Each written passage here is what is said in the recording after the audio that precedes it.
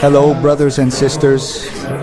Welcome once again to Prayers with the Heart, a space where we gather to listen, reflect, and draw a little closer to God every day through faith and the teachings of the church.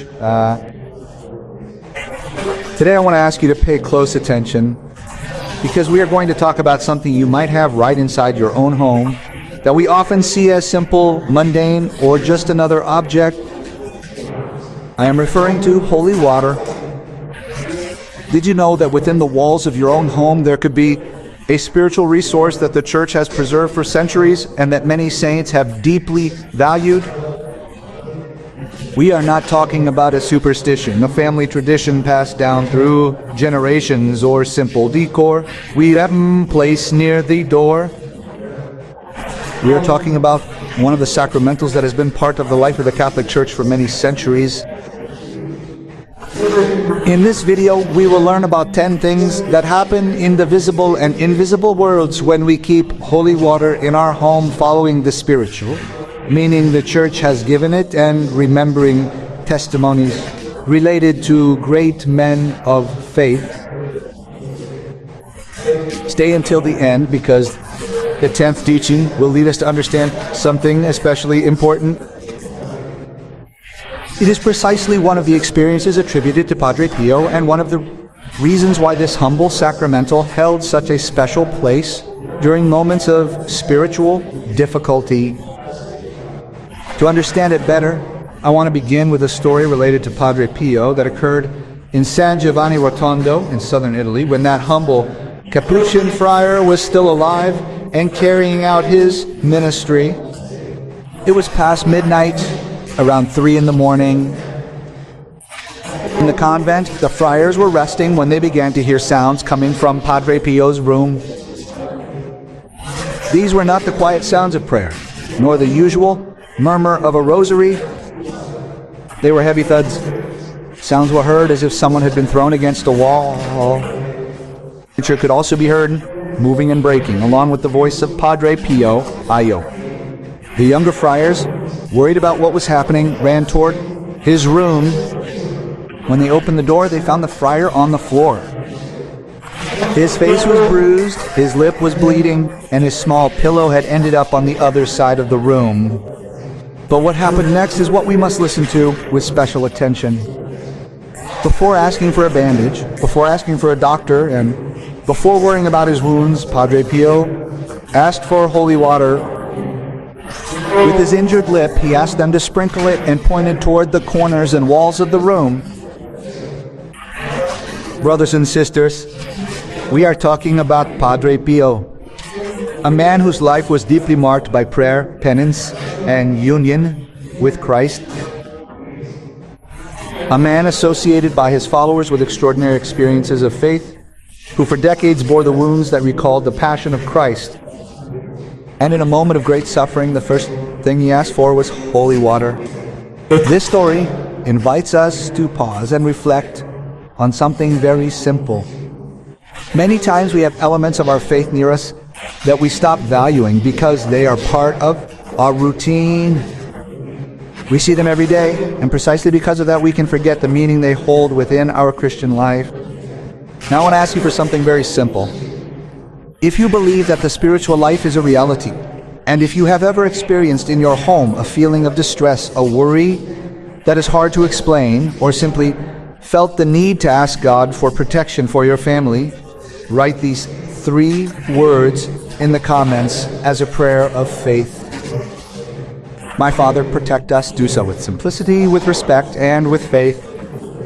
And if this message is helping you to reflect, you can subscribe to Oraciones con el Corazón and turn on notifications. This way we can continue sharing teachings, prayers, and reflections related to our faith together. You can also share this video with someone who might need to hear it. Perhaps it is a mother worried about a child, a person going through a moment of pain, someone who feels lonely, or simply someone who needs to remember that prayer and faith can occupy an important place in their home. Boys, that small gesture can help this message reach a person who is looking for a word of hope today. And I know some might say, all of this is an exaggeration. Water is just a symbol, a traditional ritual without any special meaning. That is why, before continuing with the 10 teachings, we need to understand exactly what holy water is within the Catholic faith, what meaning it has, and why for so many centuries Christians have turned to it with respect and devotion. Because when we correctly understand our faith, we stop seeing it as a simple custom and begin to comprehend the meaning behind every gesture we perform. And now, brothers and sisters, let us continue with these 10 things we must know about holy water and its presence in our home. Allow me to build for you a doctrinal shield, the foundation of pure Catholic teaching, so that no one can shake you. Holy water is what the Church calls a sacramental. It is not a sacrament like baptism or the Holy Eucharist, but a sacred sign instituted by the Church that prepares us to receive grace and disposes our souls to cooperate with it. The Catechism of the Catholic Church teaches this clearly in the section on sacramentals, that these sacred signs sanctify different circumstances of life, and that among them blessings of people, meals, objects, and places have a special power. And water itself, blessed by the prayer of a priest, carries within that blessing the authority of the Church, which is the authority of Christ himself, who said to his apostles, "Whatever you bind on earth shall be bound in heaven, and whatever you loose on earth shall be loosed in heaven." When a priest blesses water, he prays in the ancient rite that this water may have the power to drive away demons, to cure illnesses, and that where it is sprinkled, every attack of the unclean spirit may be repelled. Those are not my words. Those are the words of the Church's own ritual, prayed for over 1,000 years. And the Scriptures themselves are steeped in the power of living, blessed water. Think of the prophet Elisha, who healed the poisoned waters of Jericho. Think of the pool of Bethesda in the Gospel of John chapter 5, where an angel would stir the water and the first to enter was healed.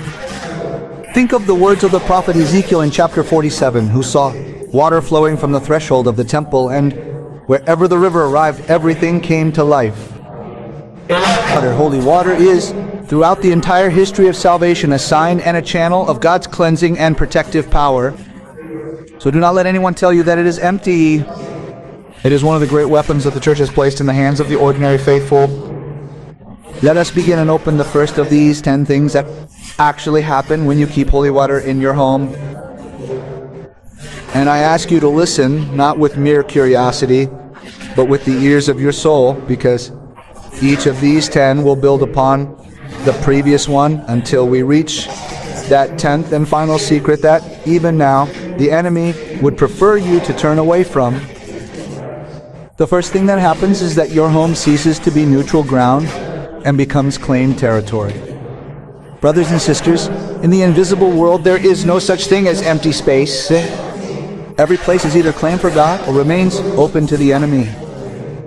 When you take holy water and sprinkle it on the doorposts of your home, on the windows, on the corners of every room, you are doing something deeply ancient and deeply biblical. You are doing what the people of Israel did on the night of the first Passover in the book of Exodus, chapter 12, when they marked their doorposts with the blood of the Lamb, so the angel of death would pass over and not enter. Holy water is, in the New Covenant, a sign of that very same mark. It declares to every unclean spirit, "This house belongs to Christ, you have no authority." St. Teresa of Avila, that great doctor of the Church and mystic of the interior castle, wrote something in her autobiography that should be printed and hung in every Catholic home. She wrote that she had discovered from long experience that there is nothing demons flee from more without returning than holy water. She said they also flee from the sign of the cross, but they return, whereas from holy water they do not return. And she gave the reason, a reason of such tender beauty that it has stayed with me my whole life. She said it is because of the words of the Church's blessing that are prayed over the water, and that the virtue of those words, the power of that consecration, is what demons cannot bear. This is a doctor of the church, a canonized woman raised to the highest teaching authority, telling you from her own mystical experience that holy water is the one thing the enemy flees from most and to which he never willingly returns. And this is where Padre Pío comes in, not as a legend, but as the living confirmation of what St. Teresa taught centuries before him. Because Padre Pío did not just believe this doctrine. In theory, he lived it under attack night after night.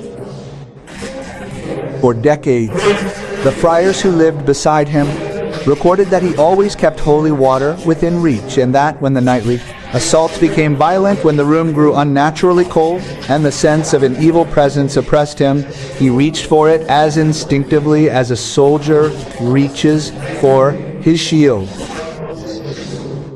He understood something that many modern Catholics have forgotten. He understood that the spiritual battle is not a metaphor, it is real, it is nocturnal, and it requires real weapons wielded by a real faith. And he took the ancient revelation of the mystics, the wisdom of St. Teresa and the Desert Fathers, and translated it into a practical method of daily protection for the ordinary Christian, for the mother and the father and the frightened child, for people like you and me. Let me tell you now about a woman I will call Maria, because her story is real, but her privacy is sacred.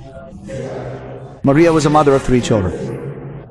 She lived in a modern city, worked 2 jobs, exhausted, in a way that only mothers understand. And for almost 2 years she lived in a state of silent torment that she was too ashamed to speak about, not even to her own priest. It started with insomnia. Every night, at almost the same time, a little after 3 in the morning, she would wake up with her heart pounding, soaked in sweat, gripped by a terror with no name and no cause. She would lie in the dark, unable to move, feeling as if something were at the foot of her bed, watching her. She went to doctors. They told her it was anxiety and gave her pills, and the pills softened the edges, but the terror remained underneath like a fire behind a curtain. Her marriage began to strain because she was irritable with vacant eyes, and she couldn't explain why. Her children started complaining that the house felt sad, that they didn't like playing in certain rooms. And Maria, this good and faithful woman, began to believe she was going crazy, that something was fundamentally broken inside her that no one could fix. She later described to me the depth of that loneliness, the way she would sit in her car in the parking lot before work, gripping the steering wheel, whispering, "Please, please, make it stop, make it stop," without even knowing who she was talking to. She had prayed, of course, but her prayer had become a kind of desperate, formless cry into the void. What she didn't have was a weapon. What she didn't have was a method. And it was an elderly aunt, a woman of the old faith, who finally sat Maria down at her kitchen table and said to her in the simple, unashamed way of the old generation, "Child, you have left your house open. You must lock it." And she taught Maria to go to her parish, to bring home a bottle of holy water blessed by the priest, and to bless her house room by room, corner by corner, door by door, every night before sleeping, making the sign of the cross and speaking the name of Jesus out loud. Maria told me she felt foolish that first night. She felt like a superstitious peasant, but she was desperate. And desperation is often the door through which grace finally enters. Sprinkled the water in every corner of every room.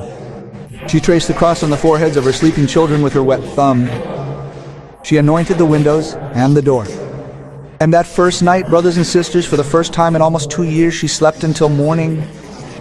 She didn't wake up. At 3 o'clock, the terror didn't come, and when she woke up, she cried not from fear, but from a relief. So deep her whole body trembled. It wasn't pills, it wasn't psychology, it was the ancient weapon of the church finally placed in the hands of a woman who finally knew how to use it. And this is exactly the point where I must stop and speak to you directly, because I know that as I tell you Maria's story, some of you feel a strange recognition, a tightness in your chest, as if I were describing your own nights, your own 3 a.m., your own nameless dread. If that is you, then listen to me. The saints revealed the truth of this power. Saint Teresa of Avila confirmed that the enemy flees from holy water.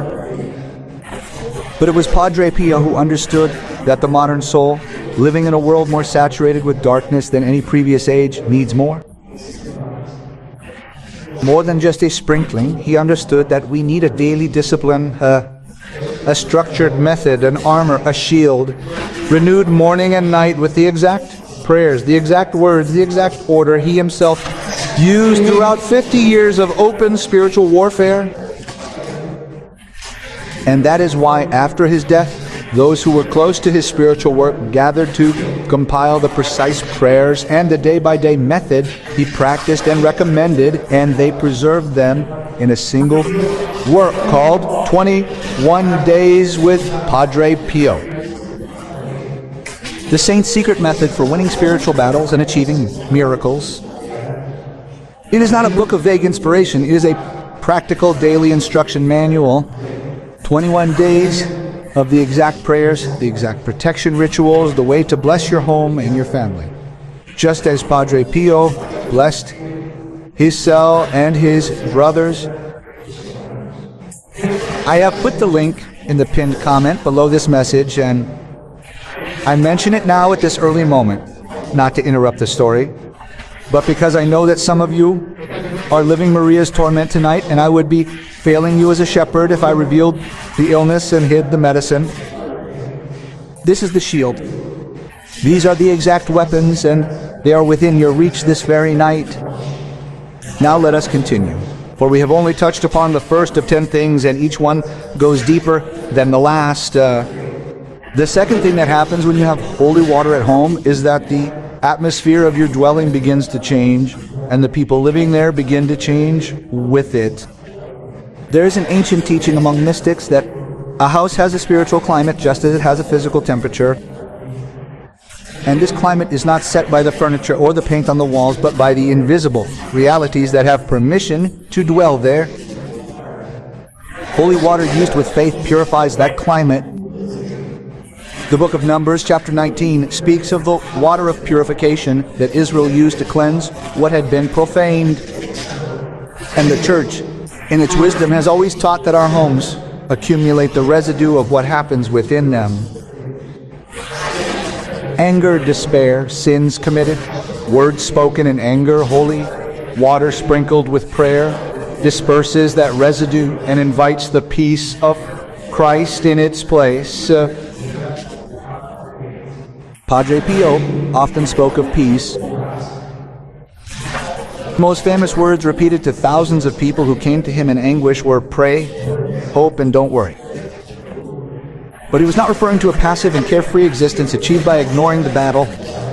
He was referring to the profound peace that comes when a soul has properly armed itself and placed itself under God's protection. He taught that a home, consecrated daily, becomes a fortress of that peace. A place where children sleep soundly, where husbands and wives argue less, where the very air feels lighter to those who enter. The third thing that occurs is something that many people report and few can explain, and it is this.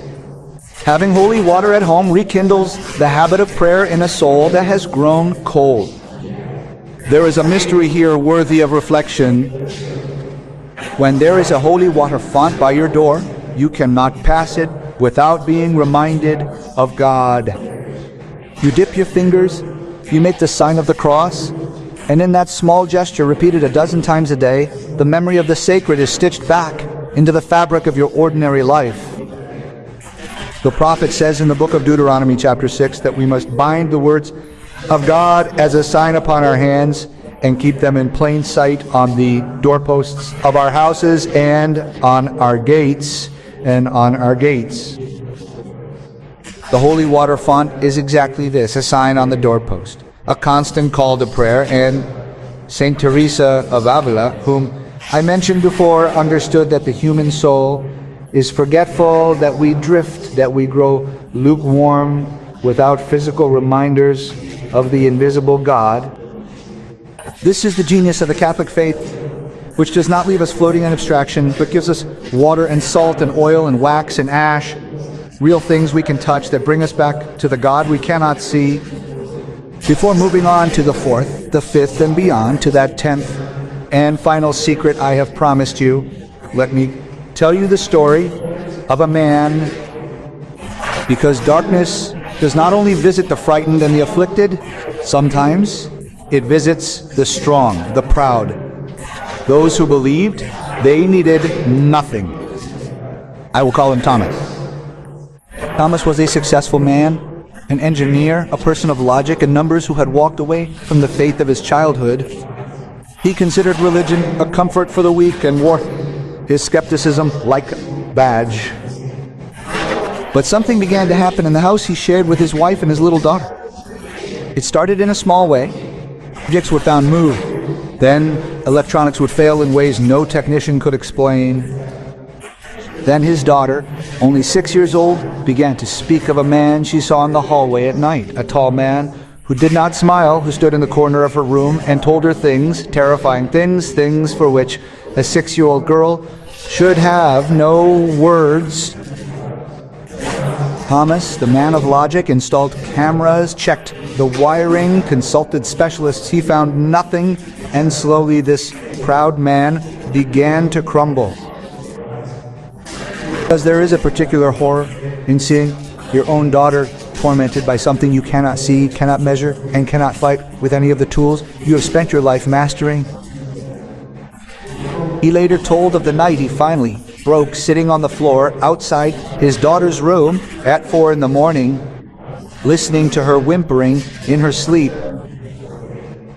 A grown man with a good salary and a good education, completely helpless, crying into his hands, and finally, for the first time in 20 years, praying not with eloquence, but like a drowning man, saying, "Just God, if you are there, help my little girl. I don't know what to do." And here I must speak to you again, because the story of Thomas is the story of so many families at this very hour. So many of you watch a loved one being dragged into darkness, whether it is a spiritual oppression like the one his daughter suffered, or the slow darkness of depression, or the darkness of a loved one who has turned away from God and now lives in a kind of spiritual coldness that chills the entire family. And I want you to understand what happened next in Thomas's home, because it is precisely what has changed the routine of thousands and thousands of families. From across the world, a priest arrived, blessed the home, gave Thomas holy water, and taught him the daily method, the same essential method that Padre Pío practiced and that has been preserved for our time. And Thomas, the skeptic, began to bless his home every morning upon waking and every night before his daughter went to sleep. He anointed her little forehead with the holy water and taught her to say the name of Jesus when she was afraid. And within a few days, the tall man in the corner did not return. The daughter slept. The home grew warm again, and Thomas, the man who had considered faith a crutch for the weak, became one of the most devout men I have ever known, because he had touched the reality of the invisible battle and discovered that the church had given him the exact weapons to win it.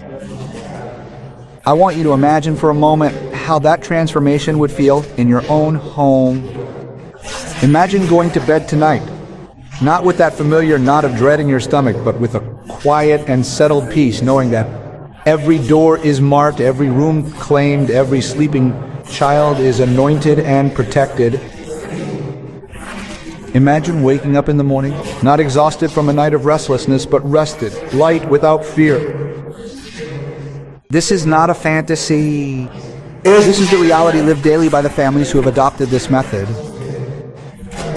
The complete day-by-day practice, the exact prayers Thomas used, the precise way to bless a child's room and the marital bed and the family table.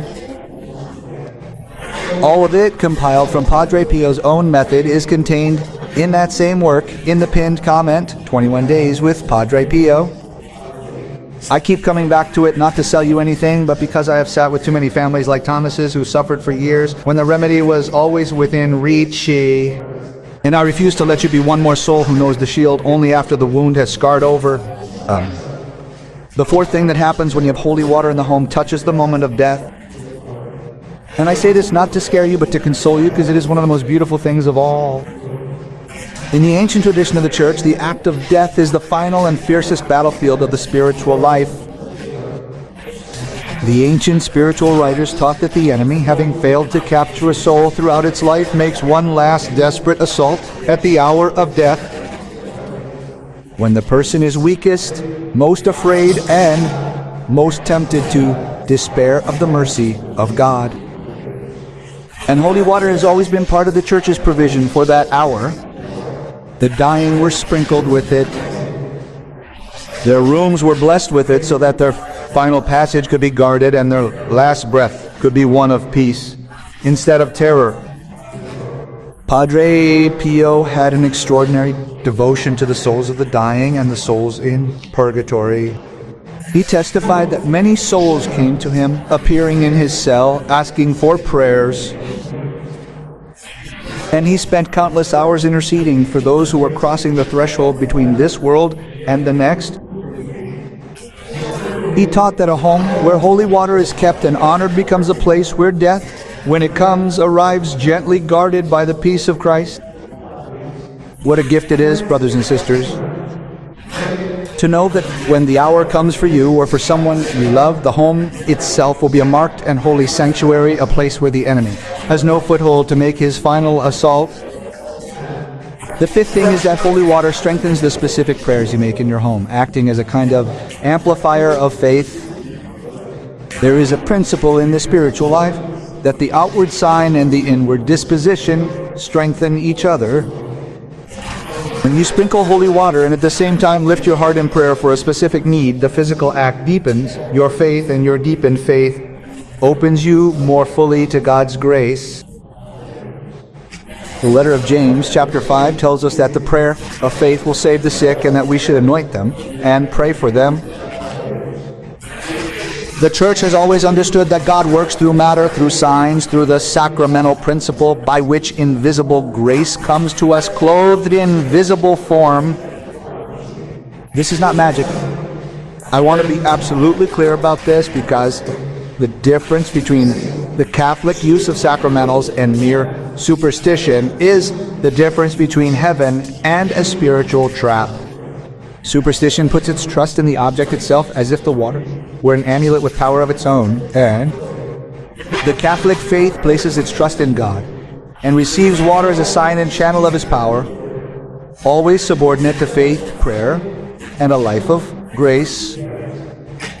Padre Pío insisted on this constantly, correcting those who came to him looking for a magic trick, a relic to rub. He fortunately directed every soul always back to God, to conversion, to confession, to the Eucharist. Holy water, he taught, is a weapon, but the war is won by a soul that turns fully to Christ. And this brings us to the sixth thing. And as we approach it, I want to remind you that we are steadily ascending toward that 10th and final secret, the one Padre Pío confirmed with tears, the one the enemy most wants you to abandon this message before hearing. The sixth thing that happens is that keeping holy water in your home forms and protects your children in ways that will resonate throughout their entire lives. There is nothing more powerful in the formation of a child's soul than the testimony of a parent who lives the faith with conviction. When a child grows up, seeing a mother bless the home every night, seeing a father trace the cross on the door, being anointed on the forehead before sleep, that child absorbs into the deepest layers of the soul the knowledge that God is real, that the invisible world is real, that the family is protected, and that faith is not a Sunday performance, but a daily reality. The book of Proverbs, chapter 22, tells us to train up a child in the way he should go, and when he is old, he will not depart from it. Padre Pío, who read the souls of the thousands who came to his confessional, understood how early the battle for a soul begins, and how a childhood steeped in the signs and prayers of the faith becomes a fortress the enemy struggles for decades to penetrate. When you keep holy water in your home and use it on your children, you are not only protecting them for tonight, you are building in them a spiritual instinct, a reflex of faith that can save them in some dark hour of their adulthood that you will never live to see. The seventh thing that happens is that your home becomes a place of refuge and healing for others, a beacon in a darkening world. Have you noticed how in these times people are hungry for peace and cannot find it? How the world becomes more anxious, more restless, more tormented by a darkness it cannot name. A home that is consecrated, blessed daily, and kept under the protection of holy water and prayer becomes a place where troubled souls instinctively find rest even if they cannot explain why. Visitors will comment that your home feels peaceful, that they do not want to leave, that something in it calms them. This is not your imagination. It is the peace of Christ made tangible in a place set apart for Him. The eighth thing that happens is that your house becomes a battlefield where the enemy loses its ability to hide. And I want you to understand the weight of that word, to hide, to hide. Because all the power of darkness in a home depends on its ability to remain hidden, unnamed, and unopposed. The enemy does not fear the family that laughs at him and calls him a fairy tale. He rejoices in that family because a soul that denies his existence has already laid down its weapons. He fears is the family that names him, that openly opposes him, that sprinkles holy water in the corners where he is settled and commands him in the name of Jesus Christ to leave.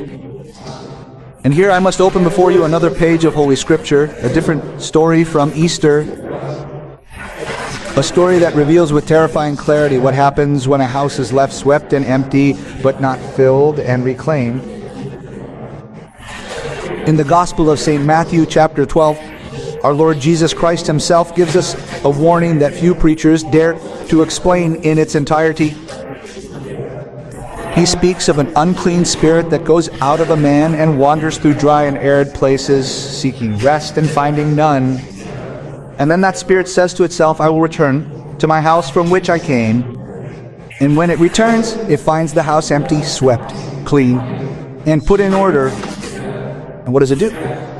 It goes and brings with it 7 spirits more evil than itself, and they enter and dwell there. And the last state of that man becomes worse than the first. Listen to me, brothers and sisters, listen carefully, because this is the heart of the matter. It is not enough to sweep the house and clean it. It is not enough to remove the darkness once and then leave the rooms empty. Eighthly, a house that is simply emptied but not filled with the presence of God. It is not consecrated, not marked, not defended daily, nightly. It becomes an open invitation for the enemy to return with reinforcements, and the second oppression is always worse than the first. This is why a single blessing performed once and forgotten is not enough for our times. That is why Padre Pío insisted not on a one-time cleaning, but on a daily discipline, a house filled every morning and every night with prayer, holy water, and the holy name, so that when the wandering spirit returns to test the door, it finds not an empty room, but a fortress inflamed with the presence of Christ and cannot enter. And I must pause and press this upon your heart, because I know there are those among you who once felt God break through, who had a moment of conversion, a retreat that moved you to tears, a healing, a night when you swept your house and felt the darkness dissipate. And then slowly the discipline faded away. Bottle of holy water went empty and was never refilled. Nightly prayers grew shorter and then disappeared. And now perhaps you feel the cold returning worse than before, heavier than before, and you do not understand why when you once felt so free. Listen to the words of Christ Himself. The empty house is the vulnerable house. The last state becomes worse than the first. This is not condemnation. It is a pastor's warning spoken with love. And that is precisely why I keep returning to that daily method. The complete 21-day discipline that Padre Pío practiced, the exact order of prayers to fill the house and keep it filled, the morning consecration, and the evening safeguard. All of it is gathered in that very work that is waiting for you in the pinned comment below this message. 21 days with Padre Pío. Do not sweep your house and leave it empty. Fill it and keep it filled, and open that book tonight if the cold has begun to return, because I would rather you arm yourselves now than weep later for a darkness that returns sevenfold when the remedy was always within your reach. Now I decree over you, even as you listen in the authority of the faith we share, that your home is being reclaimed at this very moment for Jesus Christ. I say it in the present, not the future, because faith does not wait. Every door of your dwelling is marked. Every window is sealed by the blood of the Lamb. Every corner where a shadow has gathered is being flooded by the light of the living God. The wandering spirit that sought to return to your house finds the door locked tonight. The 7 evil spirits it hoped to bring find no empty room to enter, for your house is filled with prayer, filled with the holy name, filled with the peace that surpasses all understanding. Decree that the sleep of your children is guarded, that the rest of your home is protected, that the terror of the night has no dominion. Here where there was dread, I declare peace.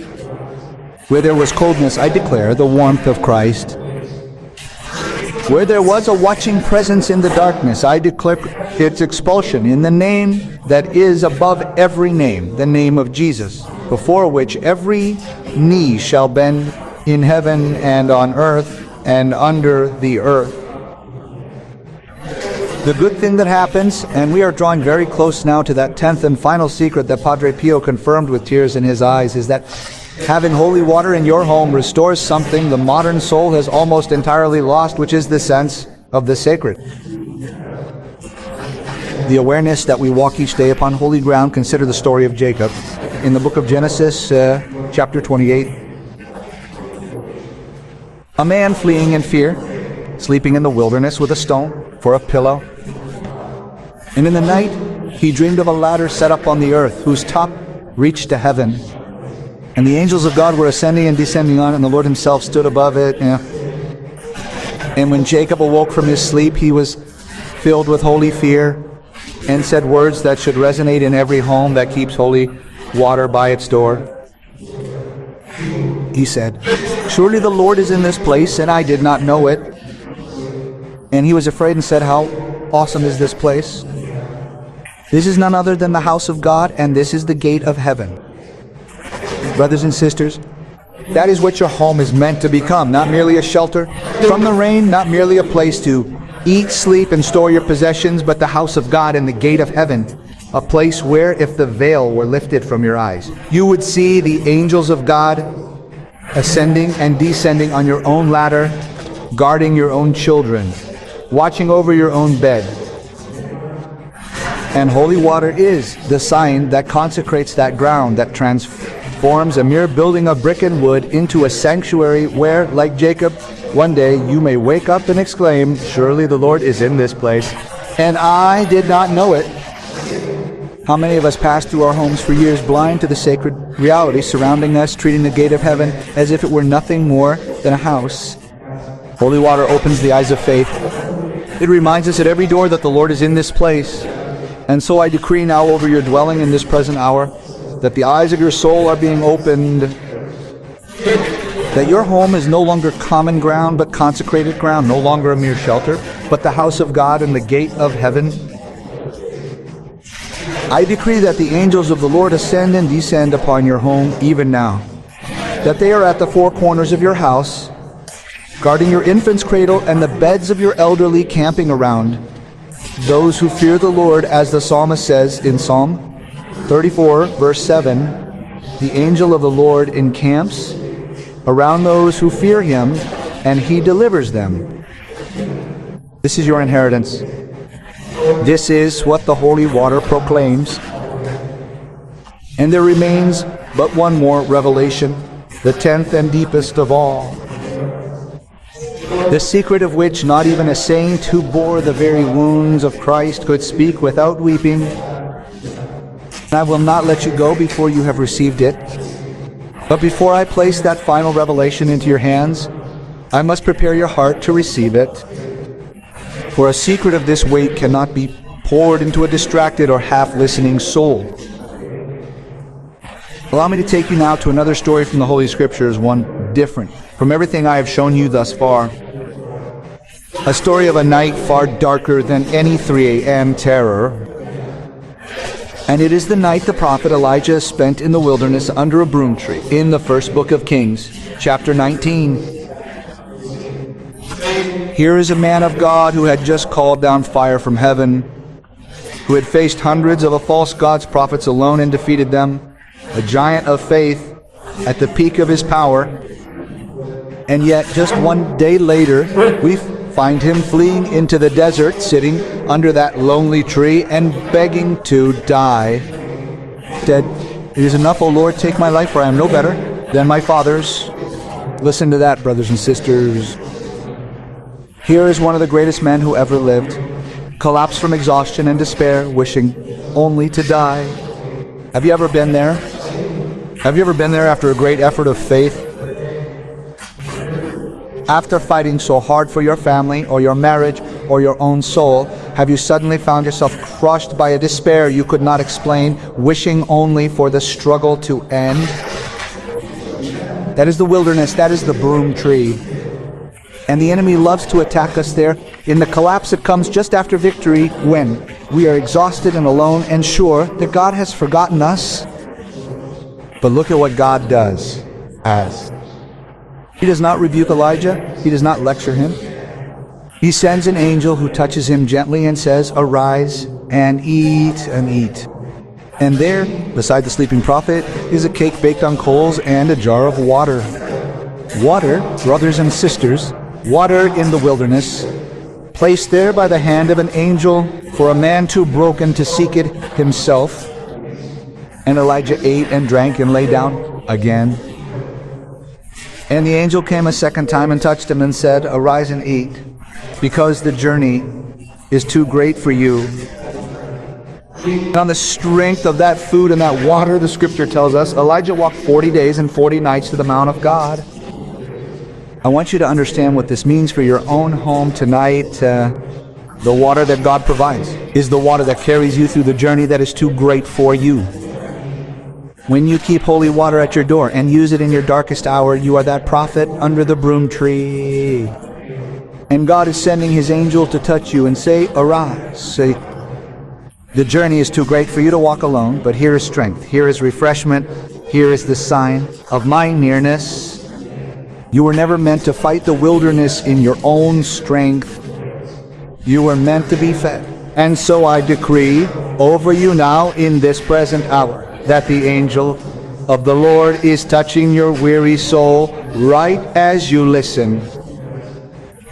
I decree that the despair under your own broom tree is being lifted, that the exhaustion of your long struggle is being answered with heavenly strength, that the water and bread of God's provision are set before you tonight.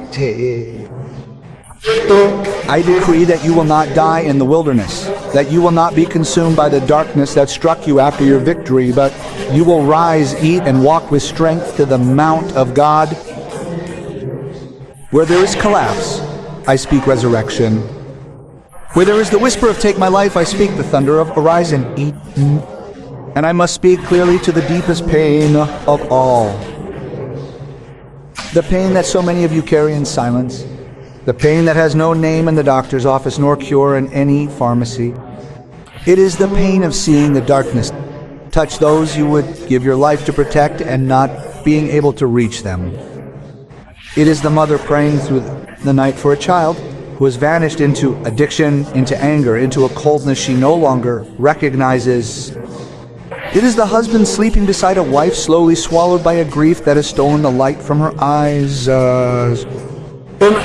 It is the grandmother who sees her grandchildren being raised without any faith, without a cross above the bed, without water at the door, exposed and unprotected in a world she knows is full of wolves. If that is the wound you carry, then listen to me, because this is precisely the reason why I keep pointing you toward that book resting in the pinned comment below this message. 21 Days with Padre Pío, the same secret method for winning spiritual battles and achieving miracles. It is not a book of comfort for the comfortable. It is a manual of war, of intercession for those who must fight on behalf of someone who cannot or will not fight for themselves. It contains the exact prayers that Padre Pío prayed for the souls entrusted to him, the precise daily method by which one soul can intercede for another, blessing the photograph of a distant child, consecrating an empty chair at the table, storming heaven with the persistence that Elijah showed and the tenderness that the angel showed him. Open it tonight. If there is a name rising in your heart right now, a face you are seeing, just as I speak, then that name is the reason why this book came to you at this exact hour. Do not close this message and leave that soul unprotected for one more night, because I decree it now in the present. Those you love and cannot reach are not beyond the reach of God. I decree that the prayers you pray over the sprinkled water tonight travel where your arms cannot travel, cross the distance, your feet cannot cross and touch the hearts, your words can no longer soften. I decree that the prodigal son is being pursued by the hound of heaven, that the grieving wife is being visited by the angel with bread and water, that the unprotected grandchildren are being covered by the blood of the Lamb, even in homes where no one thinks to ask for it. Your intercession is heard, your nightly vigil is not in vain. Brothers and sisters, we have finally reached the 10th and final point of this reflection, the one we have left for the end, because it helps us to understand in a different way the true meaning of holy water within our home. And I want to share it with you simply, without hiding the main message from you. Holy water in our home was never meant solely to protect a building. Its meaning goes far beyond the walls, the doors, or the rooms. It is a sign of consecration, a reminder that our family and our home wish to belong to God. When you make the sign of the cross with holy water, when you bless your children, when you bless the door of your house, or when you use it before sleeping, you are not performing a superstition. You are expressing through a concrete gesture your faith and your desire to place your life under the protection and presence of God. Your home may be small. It may have difficulties. There may be family problems, worries, wounds, and situations that have not yet found a solution. But even so, you can turn your heart toward God and say, with humility, Lord, this house and the people who live in it belong to you. That is the meaning. We must remember the water is not magical. We should not view it in that way. Its value is related to faith and to what it represents within the Christian life. When we use a sacramental with true devotion, we are remembering that our trust must be placed in God. And this reflection also leads us to think about the example attributed to Padre Pío. According to accounts of his life, in moments of great spiritual difficulty, he turned to holy water. For him, as for so many believers, it was not simply about having water nearby, but about turning to God with confidence. Therefore, brothers and sisters, let us not allow our faith to become only words that we hear and forget. If you have holy water in your home, use it with respect and with prayer. Bless your family. Make the sign of the cross. Pray for those you love. Ask God to remain in your home and to grant you wisdom, strength, and peace. And everything we have shared in this video can also become an opportunity to deepen our prayer and the teachings related to Padre Pío.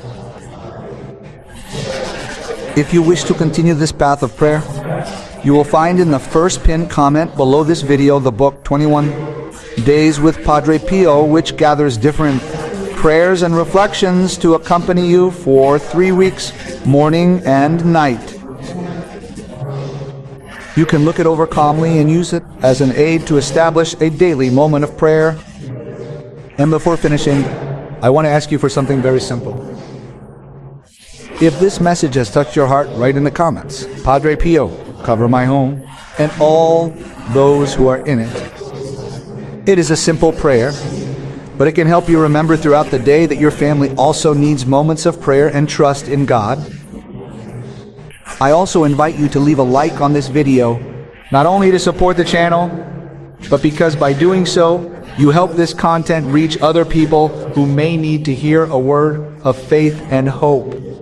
And if you are not yet subscribed to Prayers from the Heart, subscribe now and turn on notifications.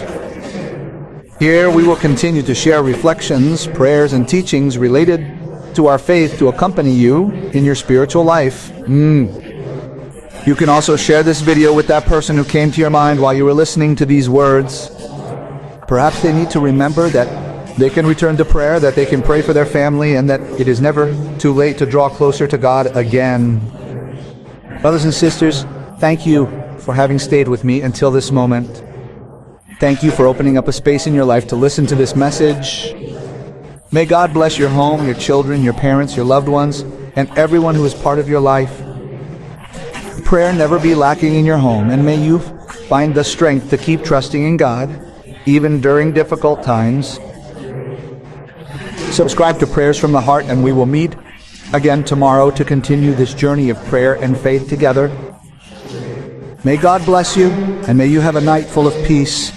See you tomorrow, brothers and sisters.